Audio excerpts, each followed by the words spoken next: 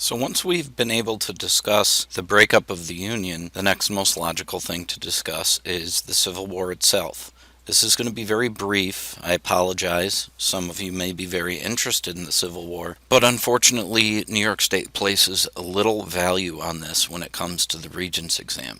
So some of the advantages at the beginning of the Civil War. The Union had an extremely large population, so this allowed them to fill the void of any casualties during the war.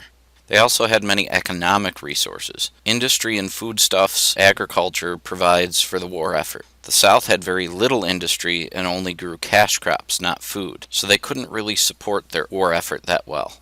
Here is a photograph of a northern textile mill.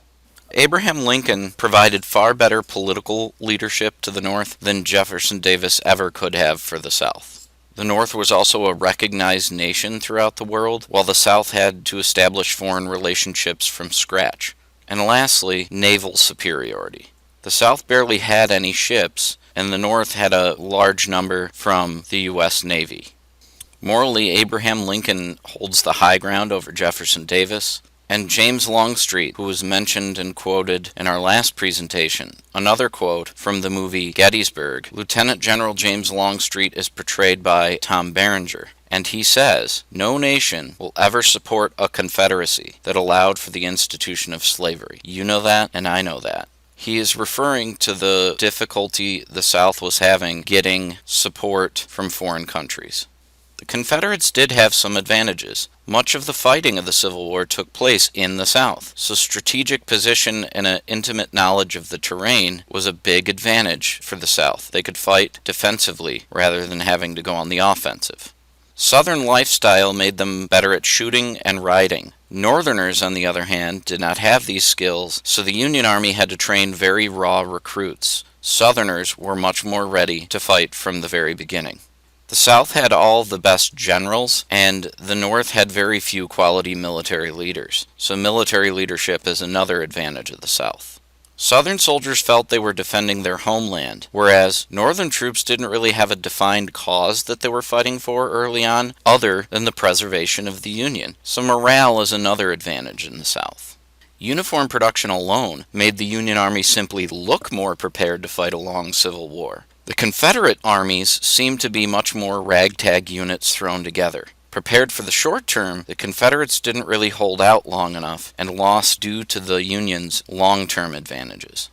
So the North has the long-term advantage. Hence, Lincoln's plan. He wanted to gain control of the Mississippi River to divide the Confederacy and surround its most powerful states. He wanted to blockade the South to cut off supplies to them, and he wanted to use the northern population advantage to field larger armies and inflict heavy losses on the Confederacy that they simply could not suffer. This is known as the Anaconda Plan, because if you look at this map, once the blockade of the South is instituted, the Atlantic Ocean is part of a network that surrounds the South. You also have northern free states and border slave states, and then one of the major goals being gaining control of the Mississippi River, which would effectively surround most of the most important areas in the South.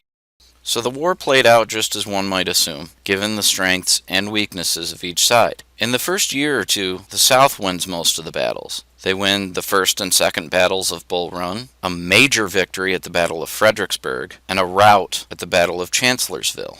However, in late 1862 and into 1863, the North begins to turn the tide of the war. They turned back a Confederate invasion of the North at the Battle of Antietam in September of 1862. They turned back another Southern invasion of the North at the Battle of Gettysburg in July of 1863. From May to July of 1863, the siege of Vicksburg ended with the North taking control of the Mississippi River, which was part of Lincoln's Anaconda Plan. From 1864 to 65, the North more or less finishes the South. The Battle of the Wilderness and the Battle of Spotsylvania, they're more or less draws, but there are such heavy Confederate losses that they really can't replenish their ranks. General Ulysses S. Grant knew this and simply kept pushing. He actually got the nickname the Butcher by his own Union soldiers because he would simply throw men into battle knowing that the South could not replace their losses, and he could.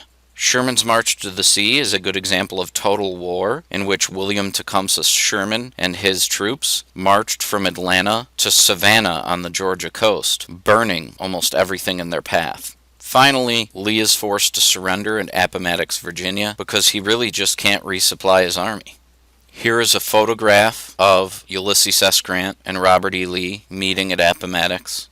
And here is a show of respect outside of the home in Appomattox, where Union soldiers stood at attention and saluted even their Confederate counterparts after the surrender. This was supposed to be a gesture of kindness as the nation moved into Reconstruction. Unfortunately, Lincoln is assassinated and the nation moves into a very scary period in Reconstruction. This is the end of the presentation. Please make sure that you take the online quiz. Use your notes so that you can get a perfect score. Thank you. See you in class.